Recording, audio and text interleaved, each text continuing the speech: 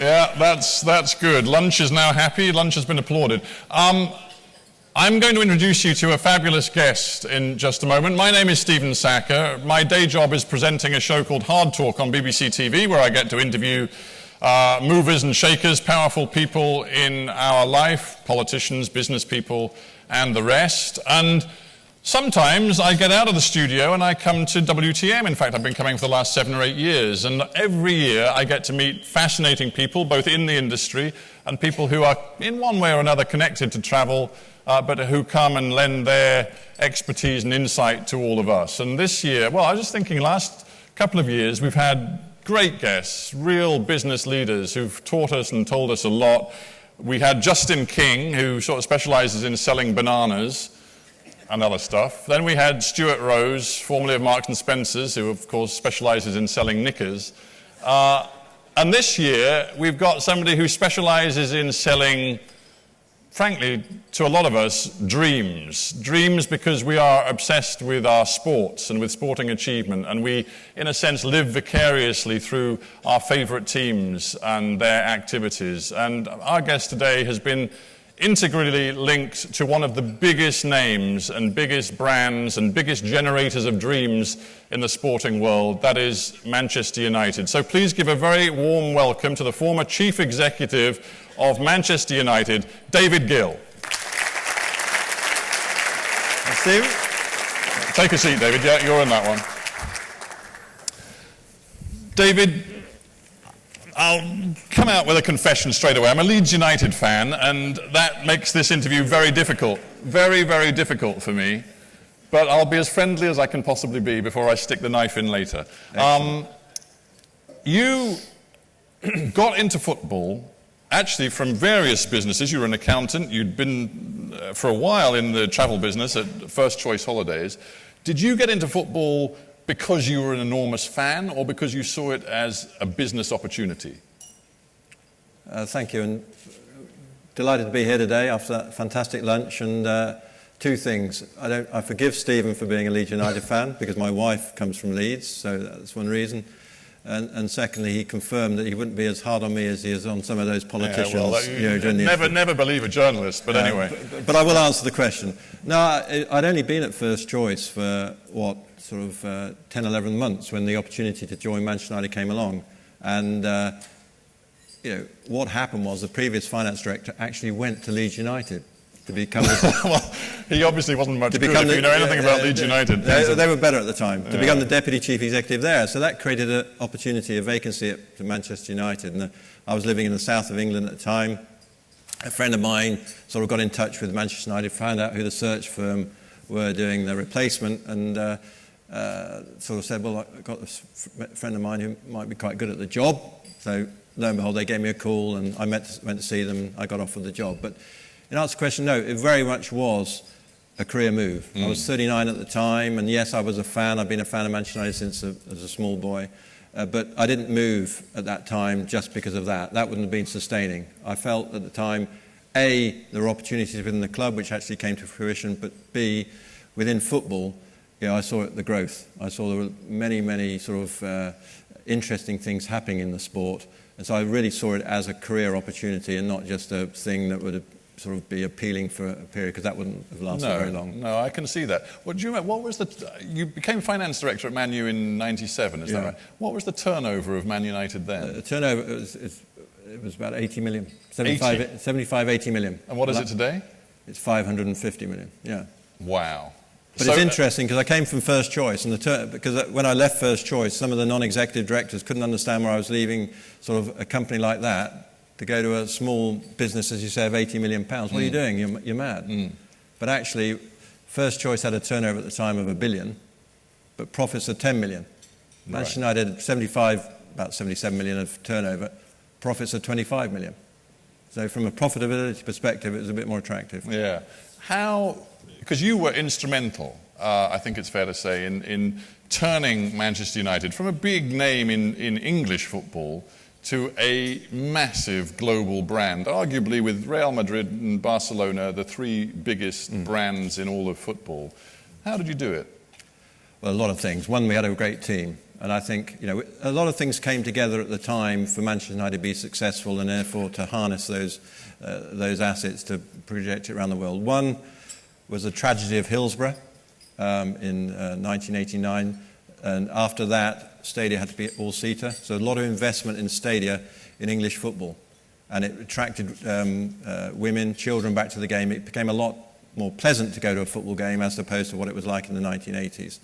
And then we had Sky came along, satellite television came along. And within that, you had the formation of the Premier League, which meant that it was very much better marketed. The actual media, the television was embraced. In the past, owners of clubs were concerned that by televising matches, it would detract from people coming to the stadia. Actually, it meant it was enhanced, more people came. So that the actual industry was working well in terms of those factors. But then the key factor was Alex Ferguson. If you analyse it as a football club, it's quite a simple business in a lot of respects. But success on the pitch is difficult to attain. But if you get success on the pitch, that generates increased profits with high margin. You reinvest that back in the assets of the club, whether it be in the training ground, whether it be in the stadia to expand that, into players, buying players, offering players new contracts. And you get that virtuous circle of being retained. So a lot of things came together at the time in order to, which we could then harness and actually exploit in terms of pushing it around the world. Okay, so we're just sitting here, the two of us, having a chat. It's completely off the record. It's entirely private. So we can get your post-Man United, at least being CEO, post-chief exec views on certain things. Seems to me one of the challenges of your job was that you were the boss, ultimately, the executive at the top of the tree at Manchester United, but the most important figure at the club arguably wasn't you, it was Alex Ferguson. I don't think it's arguable. All right. I think it's a fact. No, I'm trying to be nice. I said I was very polite, but I don't worry about that. Just tell me as you see it. You're right. Why mess around? Yeah, exactly.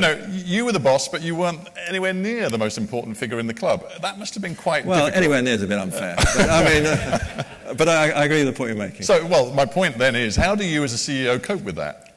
I think you understand it. I think you've got to understand what you're in and what the product is. And Alex would say, you had to develop a working relationship with him. And Alex would say, we needed to give him the fuel to run the car and things like that, which was the players. So he understood in order to develop the revenues and the money to buy players, to invest, as I say, in the training ground, he had to embrace the commercial side of the club. He had to embrace those aspects to ensure that the club could develop. So he didn't look at it just as football. He looked at the whole wider aspect. So I got you. But here's, just take it for instance, and we'll talk a bit more about money in football, but money does drive decisions in football a lot now. So, for example, a big team like Man United, at the end of every tiring Premier League season, there's a huge incentive to go and take the team to a far-flung corner of the world where you're expanding your supporter base, whether it be China, Australia, wherever. What happens when Alex Ferguson said to you, David, I know you want me to go to China in May after we've just won the league or come second or whatever, but my players are knackered. They need a break. We're not going. All of the power ultimately surely sits with him, not you, because if he walks, it's a disaster for the club. If you walk, they just get another CEO. Agreed. It's really making me feel big here, isn't it? I might be 6'5", but I feel about 6 foot. But no, seriously. No, but that was worked out. So in actual fact, in Manchester United, we didn't have tours at the end of the season for the reasons you sort of explained there, Stephen. What we did do is we had very important pre-season tours. But the important point on those, and they would either be mainly to Asia, some to America, some South Africa, and they were a key part of our commercial program. They were very lucrative in terms of bottom line profits, but also developing relationships with the sponsors and delivering on that. How we worked those was they were very much driven by the football side. So we would sit down with Alex in the autumn before that summer to discuss the broad outlines of the program, how many matches he'd want, and things like that. And then we'd actually get his agreement to say, yes, I'm happy with that as a part of my pre-season planning, because the tour was designed to get the players ready to hit the ground running as the Premier League started in August. And it got to the stage where we discussed with the doctors and everything, the flight schedules, when you want to land, when you want to take off, and all these sort of things. So it's worked out very much to say, what is best for the team. And once you've got that, the manager would be happy. The manager would, fairly happy. The manager would be happy, and then you could move on and develop the commercial activities, the charitable activities around that program. Well, I must say, you're making it sound very collegiate, but did you ever, in your years at the top at Man United, ever get the Fergie hairdryer yourself? Yeah, a few times. I mean, but we're fascinated. Give us one example of you and Alex just having a major Barney about something, and him. Well, Major Barney. There's a couple of things. He never liked having concerts at Old Trafford because he thought he'd ruin the pitch. Right. So in order to show who was boss once, I'm a big fan of Bruce Springsteen. So Bruce Springsteen was touring, so we did actually have a concert with Bruce Springsteen on the pitch, which he wasn't best pleased of. Right. But no, the thing about Alex, you could have an argument with him, and I certainly did. I only walked out of his office once when the expletives were every other word. And did he throw anything at you like he did Beckham? No, I was out too quickly. But he recovered very quickly. He rang me up about 2 hours later. I was back in my office at Old Trafford, and he sort of started the conversation as if nothing had happened. So he recovered very quickly. And I think that demonstrates both his single-mindedness, but his passion and his ability to move on very quickly. But you know what, I'm loving this because it's such it really is, in business terms, such an interesting dynamic between you and him. The other dynamic I'm interested in is between you and the players, because they're your employees. Some of them, again, if we're being brutal about it, earning a shed load more money than you were. I mean, Rooney, I don't know by the time you left what his contract was, but currently it's close to £300,000 a week? I dare say your contract was never quite that good. No. So that's another strange relationship. And again, it's a power thing, because there were times when Wayne Rooney wanted to leave the club, but there were times when he seemed to fall out big time with Alex Ferguson. You are the CEO. How do you handle player egos and player vanity? Well, I think, again, that comes down to the manager as well, but actually what you do is you're fair with them. So we had a rule at Manchester United that basically for every £100 of revenue, we would spend up to £50 on wages, players and all the staff. And if 50%, basically. 50%. Yeah. So if you have that sort of ratio, then they're going to be well paid, clearly. You're going to attract players. You're going to be able to retain the best players. But also you leave a lot of money in the club for investment and whatever. So at that ratio, we were very comfortable with that. Now, what we did was within that, we would have, and I did the negotiations, we'd be comfortable to say that the players were in broad ranges. So you're right, you'd have a couple of superstars, a lot of money, then the other players would get a certain amount. And so you could negotiate on the basis that you were treating players fairly. The other thing about it is... Who was trouble? Who was trouble? Well, unfortunately, the players weren't necessarily trouble, it was the agents who were trouble. Wow. And there's only a couple of players who actually came in, and I really respected them, into the negotiations, and they were done very quickly. Edwin van der Sar, the goalkeeper who we got for Fulham, was a great sort of player for us for 5 years, 6 years. He would come into the negotiations every year with his agent and sometimes his lawyer. And I liked it because, he knew what my arguments, he knew the points I was putting across, and he could either agree with them or disagree with them, and he could put them back to me. So the deals were always done within 2-3 hours. And whereas other agents, you always were concerned, not all of them, because that's a bit unfair, but a number of them, you were concerned that your points, your arguments weren't going back to the players as sort of clearly as perhaps they should have done. The funny thing is, you were running a massive sporting name, but you had to see it as a business. And some people would say that the problem with elite football, more than any other sport today, is that it is all about the money. And Manchester United has been at the sort of the critical point of this argument to the extent that some fans, of your own fans, walked away from the club and said, particularly when the Glazers took over from the United States with their particularly high leverage approach to buying the club and burdening it with a lot of debt, fans said, we don't want to be part of this. They actually set up a new FC Manchester club starting at the very bottom of the football pyramid because they said this is the spirit of the game, not what the corporate Manchester United brand has become. Did you feel some sympathy with them? Look, I think it's a unique position, football, because there is, it's a business, but it's also a sport, and how you get that balance is tricky. Because I think if you treat it too much as a business, you won't succeed. If you treat it too much as a sport, you'll simply have problems. So it's getting that balance. So, yeah, the people who set up FC United and Manchester were very, very clear in their views. As you say, they didn't like the takeover, particularly the leverage aspects of the takeover. They were passionate fans. They felt the club belonged to them, and as a result, they went away in this breakaway. So I can understand, and there is. Yeah, my question was, were you actually, a little part of you had some sympathy with them? Of course, I'm a fan, so you can understand that. But at the same time, I think within the board of Manchester United and the staff of Manchester United, you've got committed fans there. You've got Bobby Charlton, you've got, Alex is on the board now, you've got other people who are very committed fans.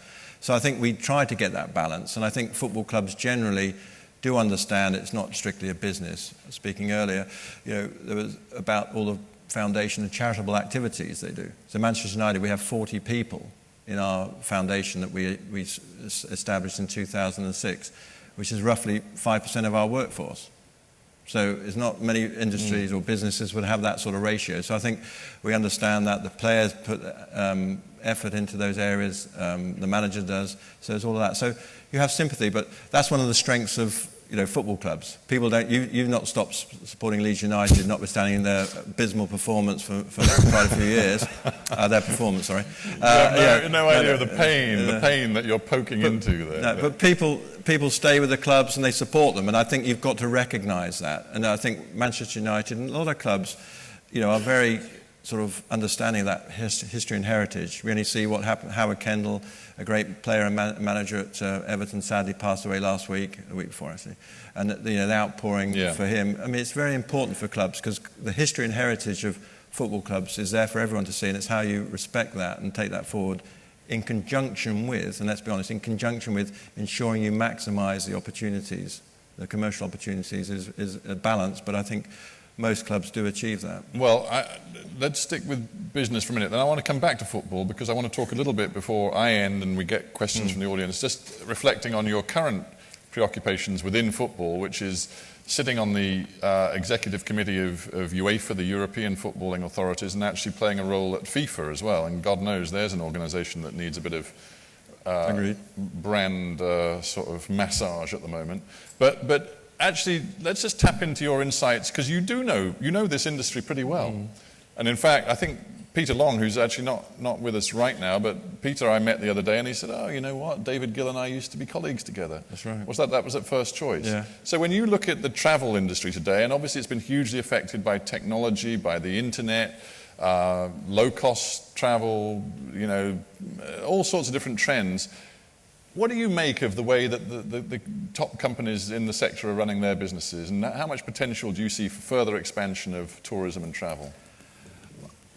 I think it'd be a bit remiss to say how the top companies, I follow the results and read them in the paper, but so difficult to sort of really give too many views there because I'll be knocked down quickly. What I would say is I think the growth is there. You only see this. I arrived at this event this morning. I'm like, geez, it's like arriving at Old Trafford. It was fantastic. Yeah. People were a bit better dressed, but no rep. So I think the sheer growth of tourism, the sheer growth in the world population, we've seen a very good presentation on Mexico, the attractiveness of that, working together to promote opportunities and leisure destinations, I think is very important. I think the opportunity there. What I see is it's still. I remember at First Choice, as I say, those margins. It's a difficult, much more difficult business than football in a lot of respects. Do you think that's true? Oh yeah. You never ever, when you were at Man U, thought, God, I wish I'd stayed in travel and tourism. No. Well, particularly as a finance director, because you were very dependent in the UK on the six weeks of the school summer. Yeah. So our year end was 31st of October. I think so. You didn't know what profits you were going to make. Whereas, in football, depending on which competition you're in, but the media contracts for the next 3 years, sponsorship contracts. There's a lot of sort of detail, a lot of information that's there, and also the margin. I remember at First Choice, it was sort of, the marketing team came to me and said, we're going to sign off on a £250,000 marketing brochure ad campaign. I said, you can't do that, it's not in the budget. I said, well, you can't do that. He said, we're a $1 billion company. I said, we're not. We're a £10 million company because of the £1 billion, because of the profit. It's the profit, yeah. It's different, but it's a great. What I like about it, and speaking to Chris over lunch, it's a people industry, which is football. I mean, it's that's what it's about. It's in being involved, and people want to work in it. Why did I move to travel in the first place? Previously, I've been the finance director of a consulting company, which I couldn't relate to the product. Moving into travel, people want to talk about travel. Yeah. It's nice to be involved. So, I would have thought, and a lot of very intelligent people, very experienced people in this room who don't need me to give ideas on how they take their businesses forward. But I thought it'd be a very much a growth industry, challenges, but that's great. I think it's going to. But actually, what interests me about what you've said to me today and what you brought to Manchester United is that, yes, you were the titular sort of boss of the organisation, but you had to be very flexible because, football's a very particular industry and there are huge egos involved and very powerful people who don't bear as much responsibility as you, but actually are hugely important to the product. So Fergie's just written this book about leadership and what he thinks goes into being a great leader. I'm interested to know whether you entirely agree with him on what makes a great leader.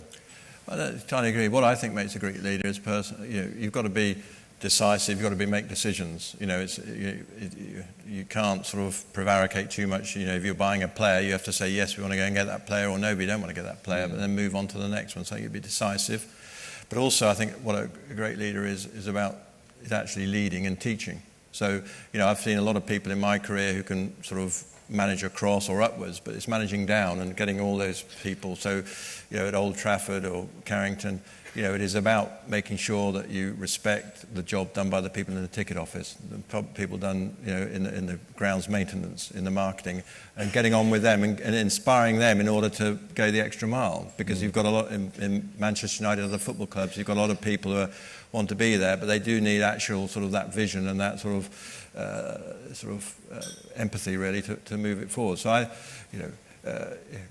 for me, it is about actually sort of being visible, getting out there, and actually making sure you respect and sort of encourage everyone to be as best they can. Well, I think it's fair to say, you have a good reputation for leadership in football, and God knows international football needs some leadership right now. So why aren't you putting your hat in the ring to be the next Sepp Blatter, a very different leader from Sepp Blatter? That doesn't really interest me. When I just stepped down from Manchester United after 10 years as chief exec in 2013, it was the right time for me, and I think it was the right time for the club in terms of new ideas, but I wanted to play a role in football. I felt I'd learnt quite a bit, and it was quite sort of useful. So I now sort of said, well, I'll be involved behind the scenes in these organisations, whether it be the FA, whether it be UEFA and FIFA, and actually bring my knowledge and my experience in that sort of particular area. But you've entered a minefield. I mean, these are utterly dysfunctional organisations at the moment. Well, no, I think the FA certainly needs some change. I agree with that, and I think it's not alone in governing bodies within Britain that need that change, but I think there's a lot of good people in it. It's got great assets in the FA, whether it be Wembley Stadium, St George's Park, it's got the England assets. So there's a lot to be done there. Yes, its governance could be improved, and we're looking at that at the moment as an FA board. UEFA is a very well-run organisation. UEFA, I've been there and been involved with many, many years. It's got great competitions, club competitions, the Champions League, the Europa League, and then the Euros. And it's very well run, very experienced people. It's the success of it turns over 2 billion euros a year. And not corrupt? No.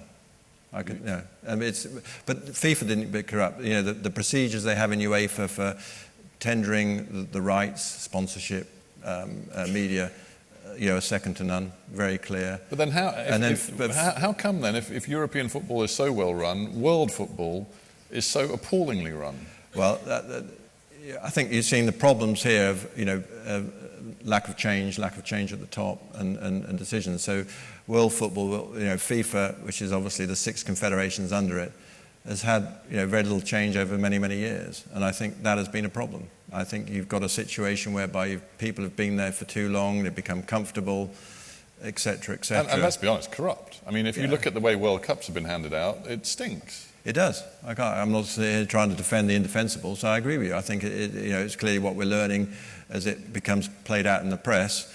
It's very disturbing. But did you insiders? I mean, I'm honestly not trying to do a hard talk on you, but did you insiders not know a lot of this already? I mean, was it not obvious to you that for example, giving a World Cup to a country that is 50 degrees centigrade in the summer, which has no sort of football history or really any means to put on a World Cup without extraordinary sort of contortions, did that not always seem to be driven by things other than purely sporting decision?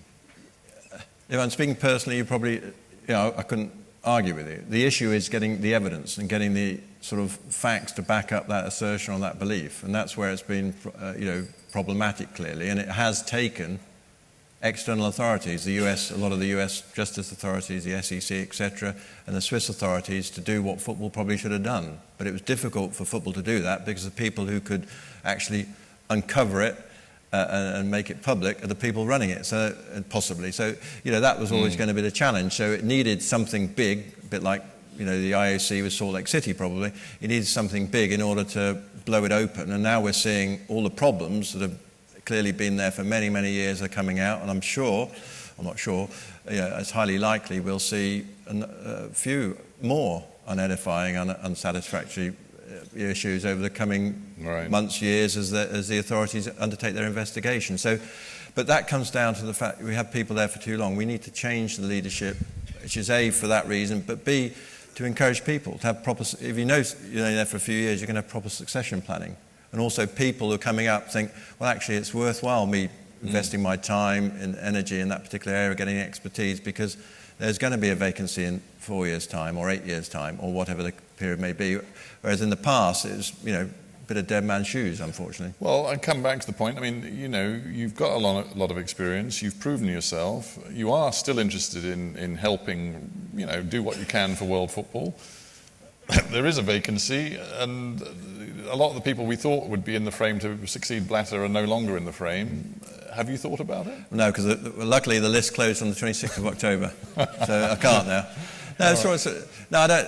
As I say, I'm more than happy to play, and I think it's going to be a journey of many, many years for FIFA to sort of reinvent itself and come back. I think there's some good steps that can be taken, and I'm very happy to play a part in that sort of in a lower key way. I have no real desire to get up and fly around the world, shaking hands and doing that sort of stuff. What would you say your sort of medium-term ambitions are now? I mean, obviously you've still got a lot of time devoted to football, but are there other businesses you fancy having a crack at? No, not really. My medium-term ambition is get my golf handicap down. No. I think I looked at it. I was approached on a number of roles post-leaving from a non-executive perspective, and I think,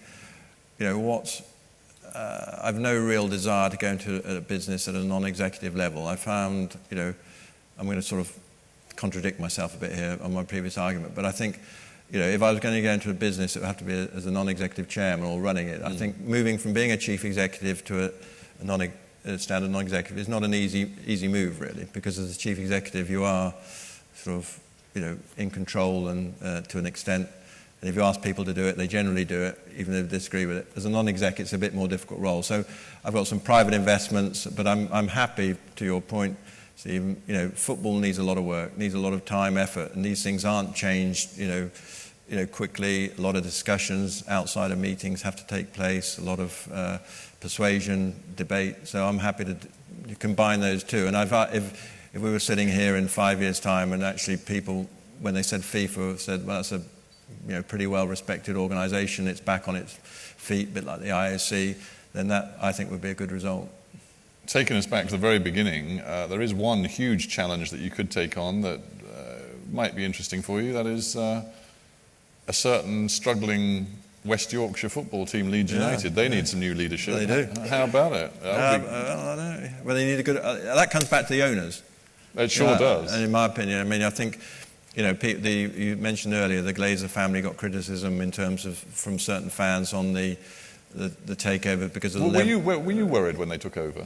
Well, you're always worried when there's change, but I mean, they first approached us in September 2004 with a business plan which was greater than the one we eventually signed off on. It was with a debt which was sort of higher than they eventually did it. So we managed to negotiate through the process to actually bring it down to a lower level. So you're always worried a bit about change, but I think they were in support of them They owned the Tampa Bay Buccaneers, an American football team, so they knew about owning a sports franchise, and they were in it for the long term. I mean, they invested heavily in certain areas. So, for example, MUTV, which we had a third, Sky had a third, and ITV had a third. We bought that out eventually, and they paid over the commercial odds for that because it was part of their long-term plans to control that media asset. Similarly, they invested heavily in the commercial side, in salespeople, in research capabilities, because they saw those would be the returns. So I think they've proven themselves to be, and some people will never take to them, but they've proven themselves to be good owners. I guess certainly in terms of the bottom line, that is true. Okay, I've indulged my own passions enough for the moment, so let me open it up now to people. Everybody have a chance to ask David a question, anything you like, whether it be specific to football or to business or to comparisons or ways to relate to the travel industry, anything you like, because we've got David here for a few more minutes. So hands up, anybody who would like to put any sort of question to David. We'll get the microphone to you, so sir, we'll start with you over there. Just tell us your name and give us a question. Paul Evans, I've been a Man United supporter all my life. Do you think we'll get Ronaldo back? I very much doubt it. And I think, to be honest, I think going back's not easy. Perhaps Mr. Reno's saying that at the moment. But no, I think, who's to say what's going to happen? The transfers are quite interesting, how you do those. There's a scouting network around the world. And then Alex would sort of say, yes, we want to try and get that player. And I would try and do the deal. But personally, I'd be surprised if Ronaldo came back. But, How much did you sell him for? So for 80 those million. of you who don't know, he was sold to Real Madrid at the height of his Man United career. I guess would you say he was the best player that you've had on your books at Man United? Yeah. I mean, in terms of data, yeah. I mean, we had some very, very good players, but I think he was probably the standout player. He went for £80 million. £80 million. You could argue, given the hundreds of goals he scored for Real Madrid, that you undersold him.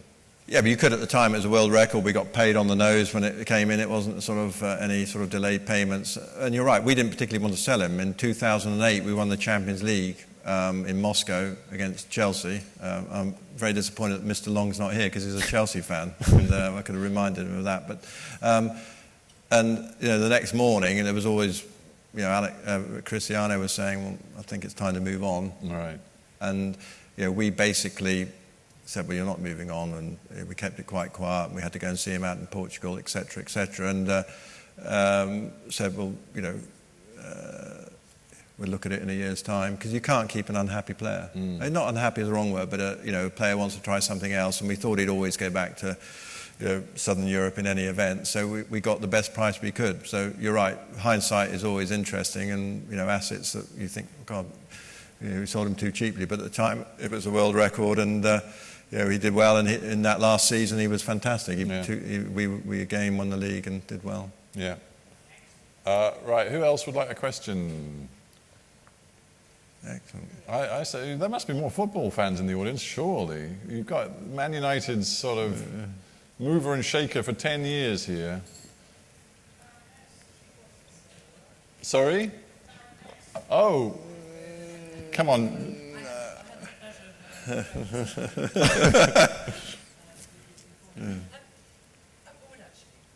Well, can we get the microphone to the Baroness? Where is our... Here we go. Thank you.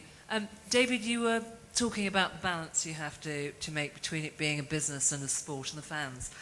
A lot of fans feel that they always come second in the whole of this. And you have the football clubs in Germany where the fans own a chunk of the clubs. Could you just say something about that relationship and whether or not that would ever be possible in the UK now with the Premiership? Well, I don't think it's possible. I mean, I think there is a unique model in Germany, and it's a very well licensed league and well controlled league, with the 51% of their clubs have to be owned by their members, so 49% by corporates or whatever. But you can't, put the toothpaste back in the tube, to use that expression. It's very difficult. But I think what I would say is, clubs might not say it, but we do take sort of fans very seriously and take their views. As I say, we have fans on the border clubs. There might not be sort of fans as the Labour Party want in terms of, you've got to have a fan representative. There's actual fans on the boards of all the Premier League clubs, all the Football League clubs, etc. I think we have a lot of forums with our fans. We have what's called a fans forum on a regular basis throughout the year, and that covers all areas of the fan base, from executive season ticket holders to normal ticket holders to senior ticket holders, juniors, members.